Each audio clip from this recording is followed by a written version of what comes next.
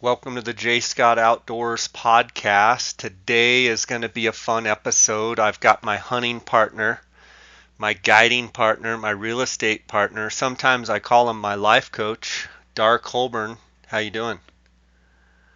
I'm good. How are you, buddy? Oh, doing Life pretty coach. That might be a bit much. good. Stretching it. I know you've been busy with all kinds of things. One, the bow hunter happening. Um, you just pulled off. You guys had a successful bow hunter happening again. And I know you were at a board meeting for the Arizona Desert Bighorn Sheep Society last night, and I know you were at the Arizona Sportsman for Wildlife Conservation. You've just been going crazy with your real estate this summer and selling houses and got stuff going left and right. And here we are headed off on an Alaskan, mountain goat hunt. Plus, you've got an elk tag in Arizona, not to mention a few deer tags with the boys. So you've been busy. I have been busy. Going to be a good. It's been a good summer, and it's going to be hopefully a even better fall. So Yeah, kids for are sure. back in school, which always helps out. Get daddy gets a little alone time. Well, I don't know about that, but one less responsibility, throughout the day. For So about 6 or 8 hours during the day, you're relieved. exactly, exactly. Dar, you've been having a bang up real estate season this summer. Um, what do you have going on? Kind of what has been the range of houses that you've closed, and have you fallen into a category where you've seen a certain market type going crazy? What are you seeing out there? Yeah, it's been a busy summer for me, real estate wise. Had quite a few houses, both helping buyers and listing properties. Um, my niche is just kind of word of mouth, friends and family, that sort of thing. That's how I get most of my business. Um, I would say, price range on the homes, in the $200,000 price range up to 600,000, kind of is where I've sold the most of, in the past few months. Um, What part of I that market is just what part of that market is just going crazy there in Maricopa County in the Phoenix metro area? it seems like anything under that $300,000 price range just goes fast. It goes fast. I had two. One actually just closed about 20 minutes ago, and I've got another one that closes actually while we're gone. Both of them around the 270 price range, and they were both of them I had listed. They were on the market for 3 or 4 days, multiple offers on both, and so that's good. That market's just hot. There's a lot of people that can afford to buy homes in that price range, and so when you have a good property that's priced right, that a lot of buyers can afford, there's a lot of buyers out there. For sure. I was going to ask you about the supply of homes under that 300,000 mark. Do you feel like there's kind of a low supply and there's a super high demand? Is that what is creating the, multiple offer situation? I think so. I think so. I would say the supply is down a little bit in that price range, and like I said, there's a lot of buyers in that price range. So with supply being down a little bit and then a lot of buyers, it just creates competition. Yeah. So things things go fast, especially if it's a nice property. What kind of mortgage rates are you seeing? The last handful of deals you've done. What kind of range of rate are we looking at? Rates are still pretty good. I would say they're still in the fours. It just depends on the lender and the buyer. That's just amazing. If you just step back and look at what you just said, I mean, probably like 15 years from now or 10 years from now, or if you go back, 10 years ago and you say, oh, it's probably in the fours, people would just literally swallow their drink and have it come out their nose.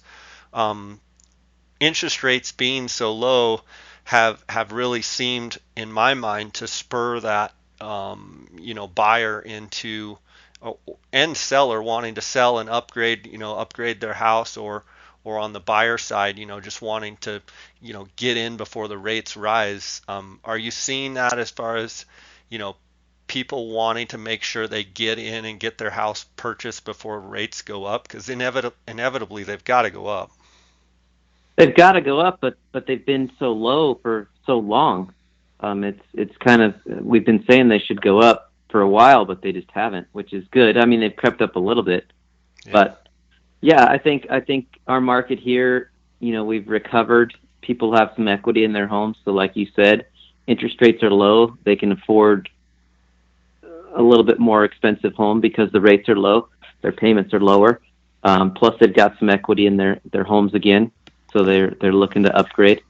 I saw a study, I stay kind of up to date on it, and saw the median home price was almost back up to that, peak level. It's just below that, and that kind of caught me off guard. It had kind of snuck up on me. But what's interesting is the growth, um, the steady climb has not been just big jumps. It's 4, 5, 6%, kind of 7% every year, instead of some of these, like we saw back in 03, 04, 05, where there was 27, 37% increases year over year. And I think that just shows for a much healthier market out there. Yeah, I would agree with you.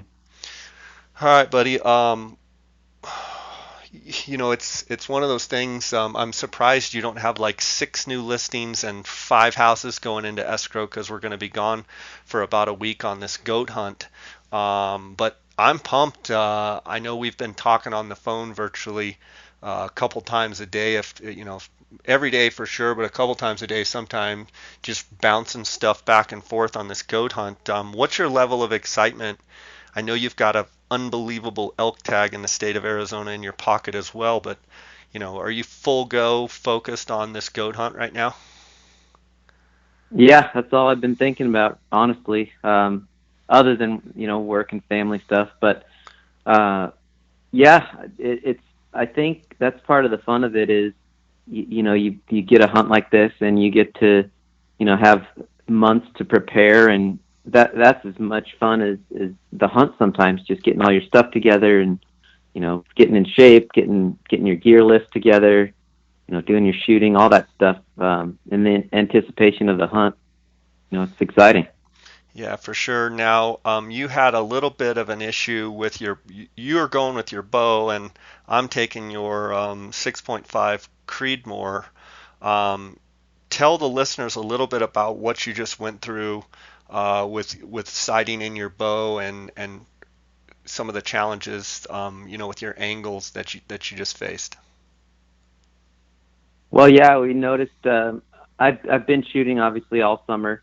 Been shooting really good, and a couple weeks ago went out and shot extreme angles uphill, downhill. Well, I'm left-handed, so I noticed that on my downhill shots I was shooting to the right, or I'm sorry, to the left, and my uphill shots I was shooting right.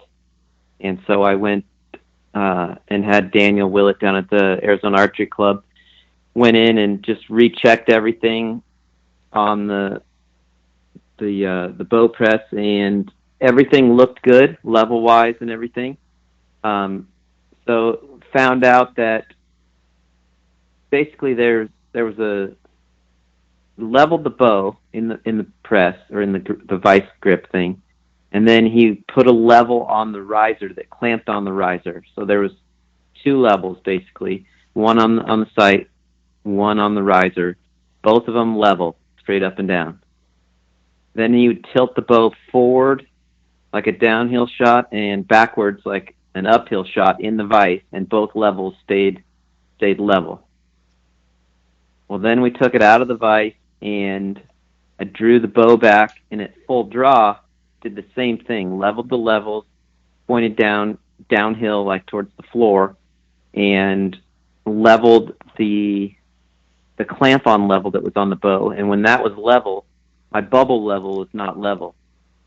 So we had to adjust that, and actually put it on the hooter shooter, drew it back again, moved it up and down and just got everything adjusted third axis wise, and it's definitely seemed to help.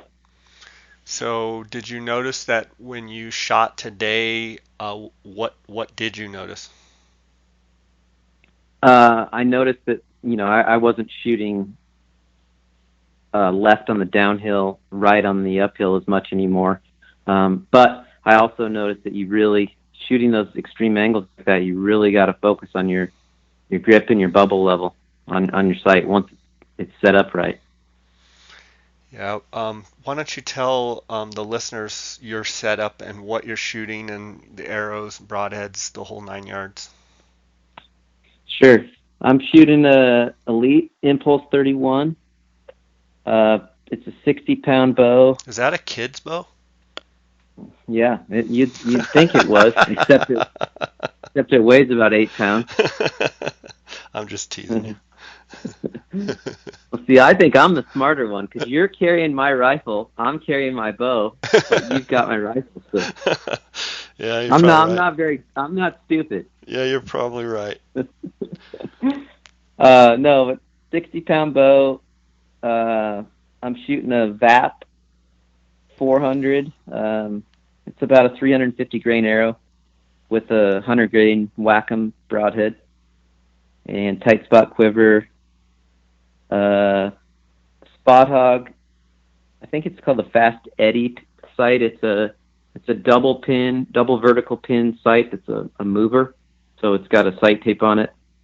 Can move it up and down, and then a two blazer setup from Rugged Patriot. Pretty well dialed in. You feel pretty confident. Yeah, yeah, I feel good.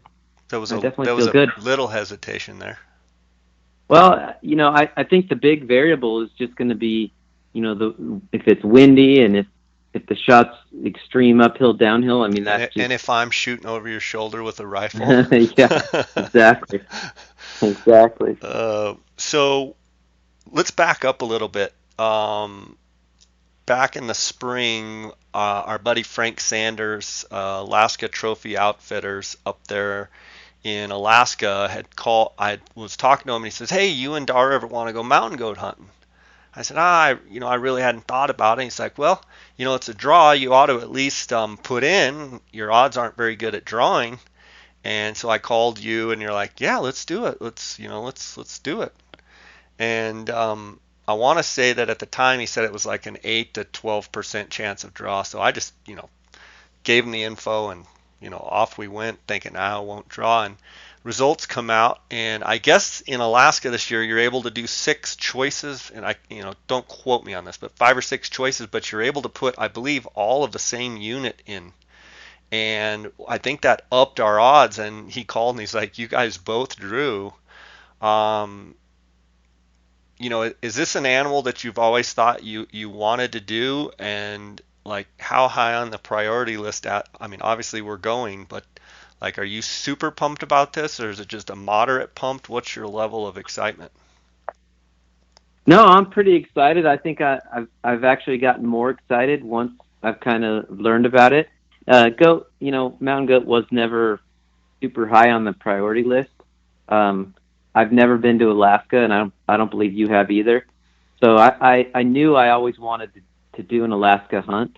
Um, I thought it would probably be caribou or something like that. But the more I read about this and talk with Frank and Joe, our guide, the more excited I get. I think just the sense of adventure on this hunt, to being a backpack hunt, and where these goats live, I think it'll be pretty spectacular.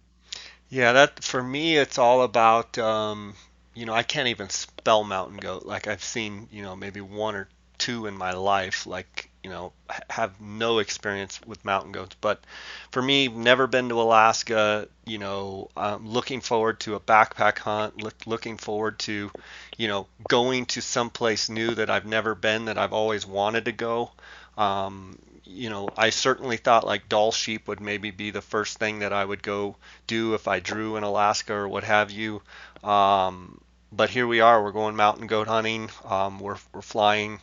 I actually leave tomorrow to go to Denver, and then I'm flying out and meeting you. I'm leaving from Denver, meeting you in Seattle, and then we'll go from Seattle to Anchorage, Anchorage to Kenai, and then we'll be taking a float plane from there. But it's going to be cool, I think, to. I've never ridden in a float plane. I've never landed on water.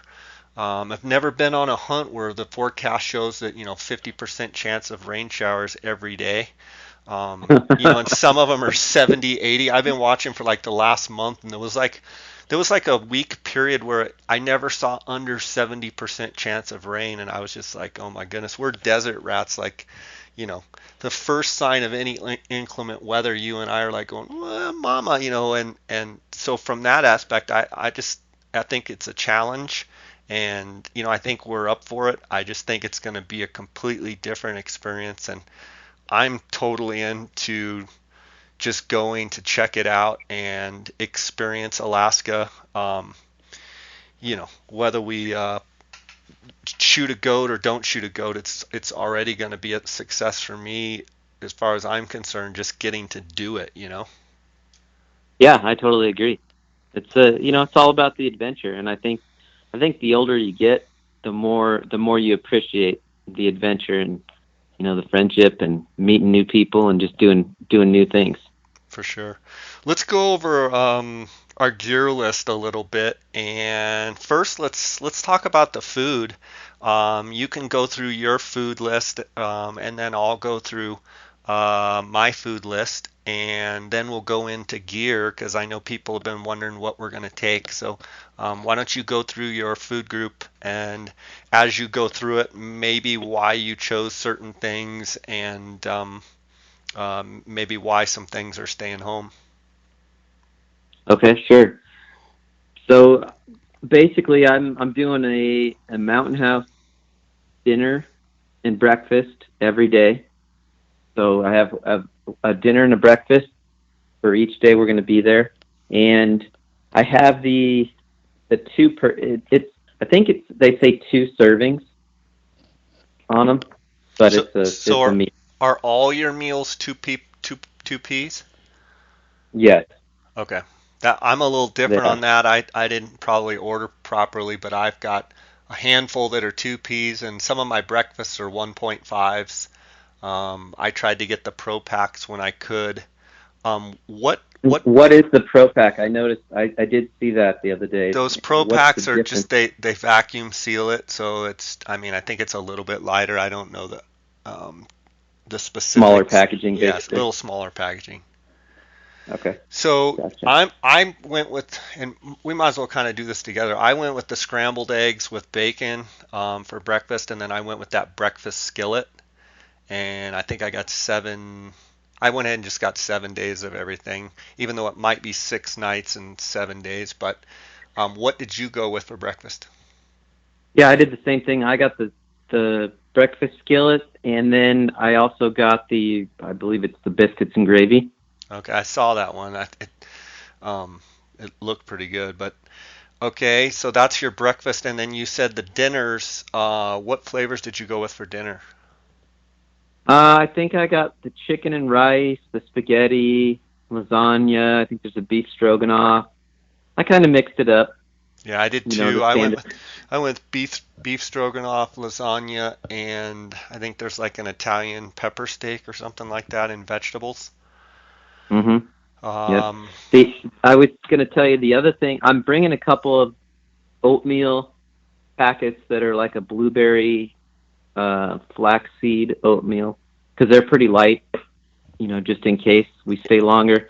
And then I've also got our buddy Brian Rimza a couple years ago turned me on to the Trader Joe's instant coffee packets, okay. and basically it's a little tube that you tear the top off and dump in your cup, and then you boil water and put in there. And I usually do two of those in a cup of coffee, and they're pretty neat because they have the instant coffee, cream and sugar already mixed in the one packet. So you just dump it in there, heat your water, and they're pretty dang good. I'm So not a coffee drinker, six, but 7 days of that. I'm not a coffee drinker, but how does that compare? I mean, is it taste pretty good? It tastes really good, Good. really good. Yeah. Good. Okay, so And then what is your plan for snacks or for lunch during the day? So for lunch, I've got a Ziploc bag, essentially with I'm going to do a bagel with peanut butter, honey, and probably a strip or two of bacon. I've got some peanut M&Ms, a little bag of Fritos, an almond butter packet, a honey stinger, or one of those waffles, a Snickers bar, and then like a regular granola bar. And I'll probably also bring I've got some Kuther meat sticks that I'll probably throw one of those in for each day as well. Okay, I'm a little different. I've got my bag right here. I've got a honey stinger organic cinnamon waffle. I've got from Costco two of the Pacific Gold beef jerkies. They came in, let's see, this is 1.25 ounces, so they're kind of little small bags, gluten free. Um, then I've got a Star Kiss Chunk Light tuna, 70 calories per pouch, 17 grams of protein. It's just in water. It's a smidge heavy. Um, where's the weight? 2.6 ounces, but I kind of like tuna, so I thought that would be good. Then I've Yep. got a handful of Pro Bars, one per day. I've got a banana nut bread Pro Bar meal. It's 3 ounces. I've got a Justin's almond butter. I've got a small Ziploc of macadamia nuts that are roasted and salted.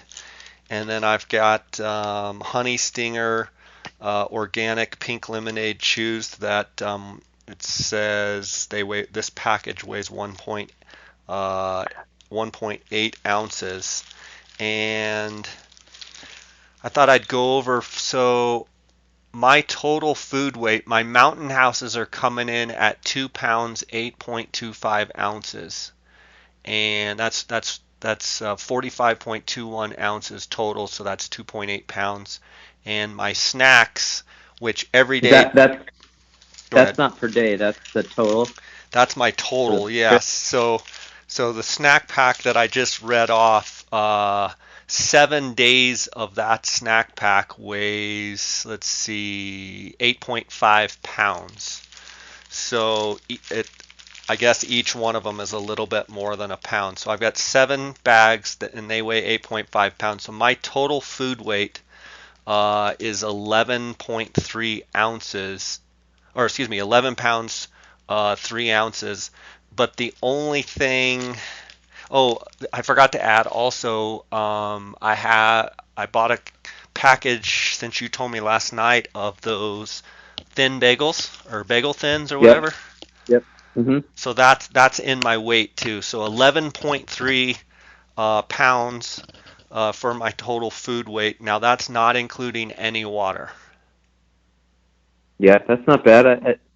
We might be a little light. I'm sure we can adjust at Frank's house Saturday night. We can, lay everything out and just make sure, we have enough food. I know if we're hiking around a lot, we're going to burn through the calories for sure. Yeah, I just kind of figured that, you know, I've got enough. I'm not going to die, and Yeah, it'll be exactly. fine. I'll survive. So from that aspect, I think that covers the food. Why don't you go through your pack and maybe head to toe what you're wearing? Okay. I did also bring some of the Wilderness Athlete Hydrate and Recover packets for us. So I know we'll each have a pack of that per day. Um, I think that's definitely a good thing to have if we're hiking around a lot. Yeah, and I forgot to add with those bagel thins, my wife got me these little packets of honey. So I have 7 packets of honey to put on those bagels every day. Uh, and I'm using the 7200 Icon Pro Yep, pack. me too. Okay, so we're both using the Icon 7200, and then why don't you just go through head to toe, and we'll see. I'll let you go first, and then I'll see where if I'm the same or if I differ at all. Do you want to do the clothes first, or you want to do the gear in the pack? Whatever. Whatever. Okay. So clothing wise, I've got my Chugach top and bottom rain gear, pants and top. I've got the 145 zip tee, the long sleeve. Kuyu. Kuyu, yes. Merino wool, solid or camo? No, it's camo. Okay. And then I've also got the 145 T, the short sleeve. Okay. I will wear one of those, obviously on the hike in, and then have an extra. I'm debating on bringing.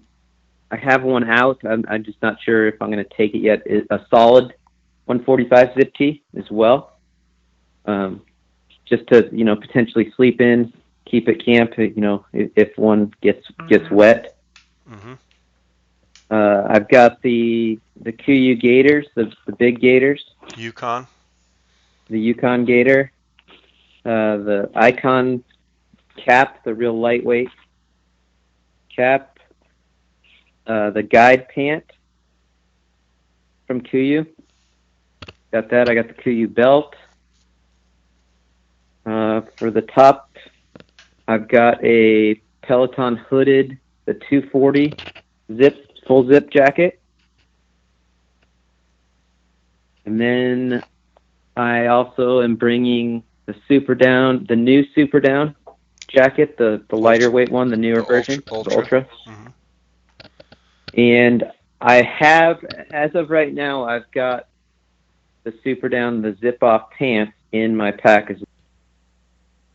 Okay, yeah. So for footwear, I'm also bringing the Kuiu merino socks. I'll probably bring one or two pair of those, and some Swiftwick Aspire 7, which is like a liner sock that our buddy Eric turned us on to. Probably two pairs of those as well. Yeah, and then I'll be running the Sharpa. Go ahead. I'm the same. Sorry to cut you off. I tend to do that.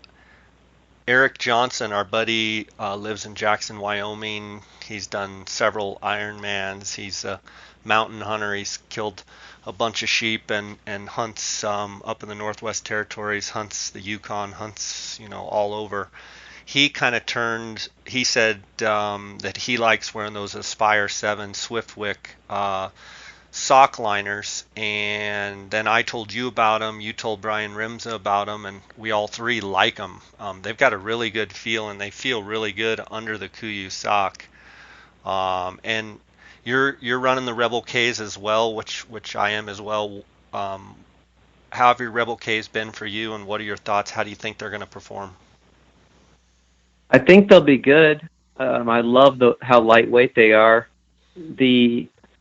I broke my little toe a couple years ago, and it's a little bit bigger than normal, so it's a little tight in the toe box, and I do, rub there a little bit, as well as like on my heel. But in Shallow Hal, when he's that one guy is looking at all the hot chicks, and that one had kind of a flying pinky toe. Yeah, something like that.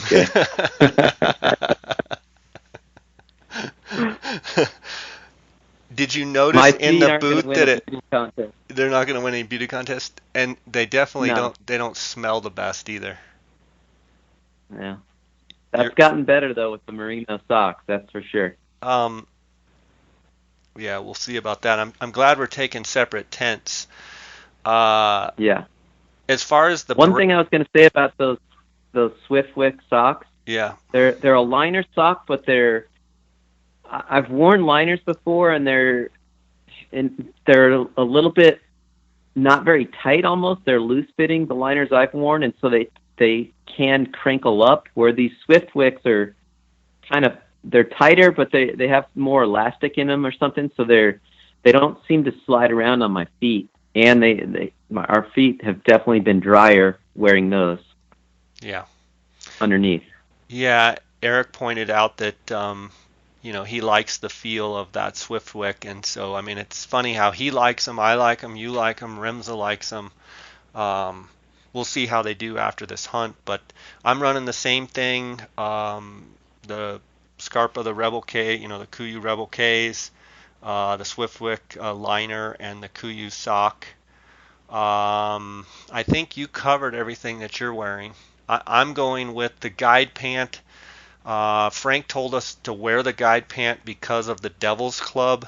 We've got to climb through a bunch of jungle and Devil's Club, which he says is going to be a, a really fun time. And I know in Coos Country, Dar, we've got, wait a minute bush, we call it. We got all those thorns and stuff. But I talked to Giannis about the Devil's Club, and Frank, everyone's saying it's Devil's Club. He's like, Google it, and it looks pretty nasty. And so that's why we're not running the attack pant. You can speak for yourself, but Frank said to wear the guide to just give a little bit more durability and maybe won't get as many thorns and, be a little more durable going through the brush. Yeah, and I'm going last. So between you and Joe going first, there ought to be a nice path. I like how you already established that you're going last. What, shorter legs go last? Exactly, exactly.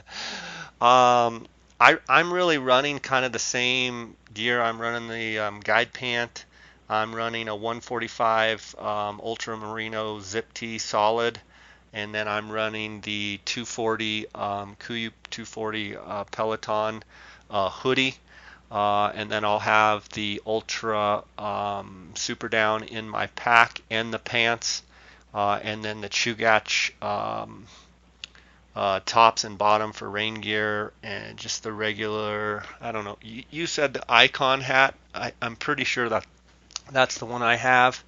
Also running the guide glove, the Kuiu guide glove, because Frank said it's important to be able to grab that Devil's Club, and it's got that petard's leather on the those gloves, and he said that those were thick enough to kind of repel that Devil's Club. So we'll see on that. Um, Yeah, I'm wearing. That's the one I have too. yeah, and I'm running the Mountain Star two-person tent with the Kuiu 30-degree bag. My bag's a long, and I'm running that Icon 7200. I am not taking a stove because you and Joe both have stoves. I don't drink coffee, so I figure if I can just get you guys to warm up some water for me every now and then. Um, I'm taking the trying to think of the dang sleeping pad I'm taking. Which one are you taking, Dark? I am taking it's a Climate Static V Light insulated, You like that and I insulated? think it was 2 ounces heavier than the uninsulated, so I think it weighs about 19 ounces. I slept on it when I hiked down into the Grand Canyon last spring, and I did really like it. It was one of the first times that I didn't have to roll over every couple hours. So I do like it. It's a little bit heavier than some of the other ones, but it's very, very comfortable, and it's not as crinkly when you roll around on it. Gotcha. I'm taking the Thermarest Neo Air. It's a little crinkly. I like it though. Um, it's funny the other day What's the weight on that? Do you know? I don't have it right here in front of me. I knew I should know that, but yeah, I don't have it right here in front of me. But it's a long too. It's a full and it's a long, and I think that's where I could probably cut a little bit of weight with going with a, definitely not going with a full or a long, going with like a 3/4. But I don't know. I just feel like I'm 6'2". Um, on a good day, I'm 6'3", and just figure having a long is gonna work best for me. 6'3" Yeah, with the afro. yeah, exactly. What else did we Yeah. not cover? Are you taking two shirts then, or are you taking three Yes, potentially? I'm taking the 145 zip tee I will wear on the way up, and because it's supposed to rain at least 50% every day, I do have an extra 145 um, Ultramarino Zip Tee. And I've got on the fence, I'm going to take them with me, but I can't decide if I want to take long johns or not for my bottoms. I've got them packed, but they're not actually in my pack. They're in my suitcase. And I'm leaning towards, since I'm going with the guide pant, not taking them. Um, what are Yeah, you? that's me too. I just don't. I don't think I'm going to. With if I'm going to take the super down pants, I just don't think I'm going to need them. Yeah. And then I've got the Spot Global Star Sat phone. I've got um, the Spot uh, messaging device, and I've got the Nomad 7 Plus, the Kuiu from Goal Zero off the Kuiu site. And my thinking there is I'm going to take my iPhone 6S to do the phone scoping and to do, take a bunch of photos and what have you. And I also have that Dark Energy Poseidon that Yep. I'm gonna try Well, if we ever get any sun at all. I'm gonna try and be charging that Poseidon, and hopefully we'll be able to keep those iPhones juiced up so we can take a bunch of photos and a bunch of videos of these goats. yep. Agreed. On the optics front, this is kind of crazy. I've never done a hunt like this in my life, but I'm taking my 10 by 42 ELs. You've got my rangefinder, my little loophole rangefinder. Yeah. And, the reason I'm not taking my 10 by 42 EL range, just trying to save weight. And our guide Joe is going to have STX Swarovski 85 millimeter spotting scope and tripod, and Frank has said don't bring tripods, don't bring spotting scopes. So it's going to be the first hunt that I've ever gone on since back in the old days without a tripod. But I feel like being above timberline and white mountain goats, if we can spot a coos deer, we should be able to spot a white goat, above timberline. I would think so. I'm nervous So about me. And you're the same way without going without a tripod. But he just says it's probably completely unnecessary since Joe will have a spotting scope and tripod, and we can digiscope through that and what have you. right, and the other thing too, I think we can do is, with our trekking poles, if you can put your binos on a trekking pole and use it as a little monopod, especially with tins. Yeah, I'm also taking trekking poles, and I'm taking two headlamps, two Petzl headlamps, taking a Havlon knife, and I think that covers my gear. I come in, and then I'm shooting Darr's 6.5 Creedmoor, uh, and I think it's right at 10 pounds. My setup comes in at, let's see, 46.2 pounds, lock, stock, and barrel, just ready to roll, gun, everything ready to go. Was that water in No there at water. all or That's not? no water. Water, I'm bringing a little Sawyer mini filter, and I'm bringing a 3 liter platypus. Actually, a 3 liter platypus and two 1 liter platypuses, and I'm bringing an Nalgene bottle. But that's that weight is with no water. So, you add another probably pound for a full Nalgene bottle. Apparently, we're going to have water all around us, which is totally foreign to us Arizona guys. Um, Right. and that'll be nice not to have to pack a bunch of water. What are you doing Yeah. for water? The same. I have a 2 or 3 liter Camelback, a liter, 1 liter Nalgene, and then I think a 2 liter collapsible platypus. Just a bag essentially with my little Sawyer mini filter. Um, just some other things I threw in. I've got some Remington oil wipes, some little lens cleaning cloths, the Kuiu rain cover for my binos and the pack. I've got an Allen wrench set for my bow, Oh, some face fire net? starters, Do you have face face net? net. Do you have an Yep, extra face net? I got it. I don't. Okay, because I at home I know I packed two face nets, but I cannot find them here in Colorado, so I'll have to try and pick one up somewhere. Gotcha. And Dar, I actually forgot to add Emergency in. blanket. Um, I've got an emergency blanket too. I forgot to add in my bullets, so I'm gonna have a little bit more than 46.2 pounds. I forgot my bullets are not in that weight, so I'll have to get Okay. back with you on Are you my weight. are you taking a camera I am or not. just your I'm phone? just taking the phone. Okay. I have a little camera in my pack as well, along with my phone. A little tiny bottle of bug spray. What else here? Some waterproof matches. I'll have a lighter. Um, Kuiu belt. Do you have two headlamps? Yes. Okay, yeah. I got two headlamps. I still need to go by and pick up some batteries today, some lithium batteries for the spot, and some AAA's for my headlamps. Yep. Got some extra broadheads. I'll probably my arrow situation. I've got a 5 arrow tight spot quiver. I'll probably bring 5 or 6 extra arrows as well somewhere in my pack. Um, got a little first aid kit, coffee mug. What I is think your that's total about. setup weighing, roughly?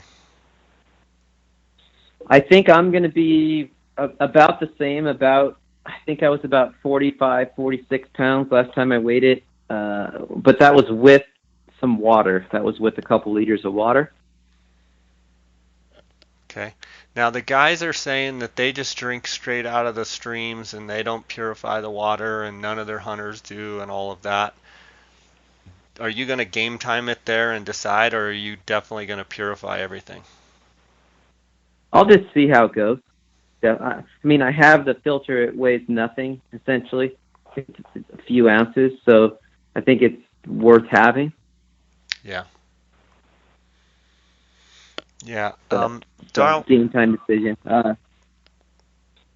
Yeah, I also have some Luco tape. I'm sure oh, you do as well. Tape up. yeah. Now, is your plan to tape up when we fly in that morning? Are you going to tape up pre-tape and be ready to roll, or are you just going to go and if you get a hot spot or something, you'll tape? No, I'm going to tape up prior to. I just think it makes more sense to be preventative Yeah. rather than have an issue and have to deal with it the whole time. Yeah. Yeah. I think I'm going to do the same thing, and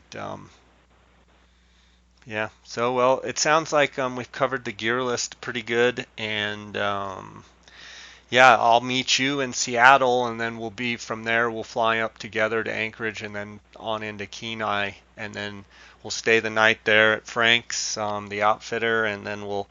I guess we're flying out the next day on a float plane, and then we'll fly in wherever we're going and land on water, and then off we go and backpack. And I think we have what is it? We're scheduled to fly out on the 20th, so we've got what is that? 6 full days of hunting.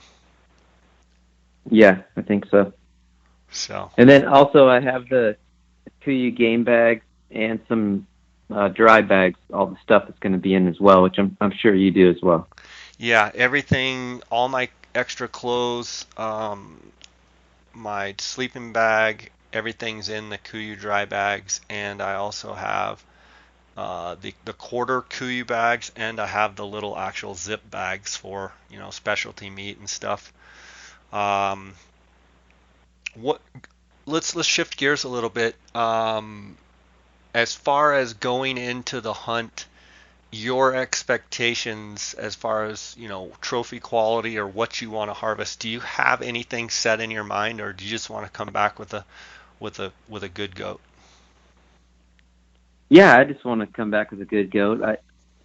the mountain goats I've seen, and it's probably just from not knowing much about them and not having them anywhere close to here. But I couldn't, look at a goat and tell you if it's a big one or not. So I don't think most people that are going to come to my house will either. So, I'd just like to get a representative species, hopefully with the bow. Yeah, for sure. Well, it'll be an interesting adventure for sure. I'm looking forward to it. I'm just looking forward to seeing Alaska and going for the adventure. Um, if neither one of us got a goat, I don't think it would matter. I don't think it would make or Yeah, I break the agree. trip.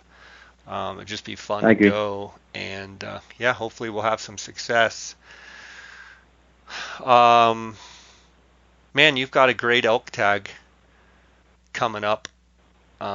Have you been able to I really do. kind of focus on that at all, or are you just figuring once you get back from the goat hunt, then it'll be kind of time to get after it?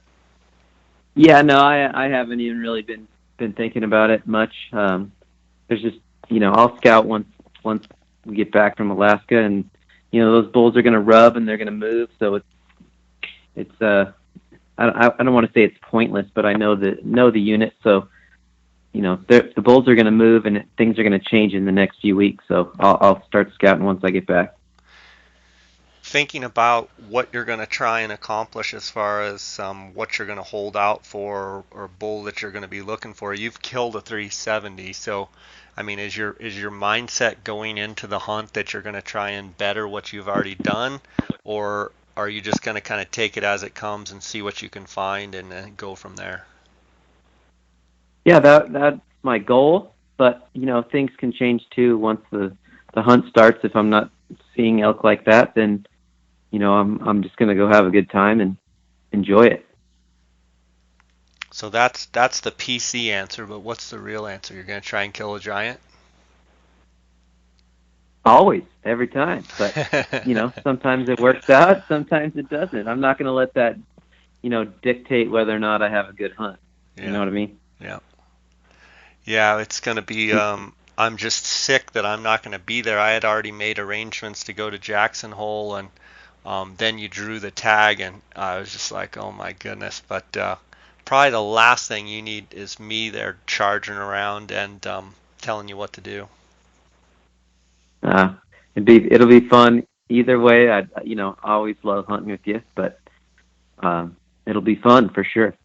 I remember the last time, the last big bull that you killed. It was fun. We were together on that, and watched you crawl up on that bugger and made a good shot and hammered that sucker. That was a tough year in Unit 9 in Arizona. There wasn't very many good bulls around, and I think you killed probably the best bull in that that we saw that year.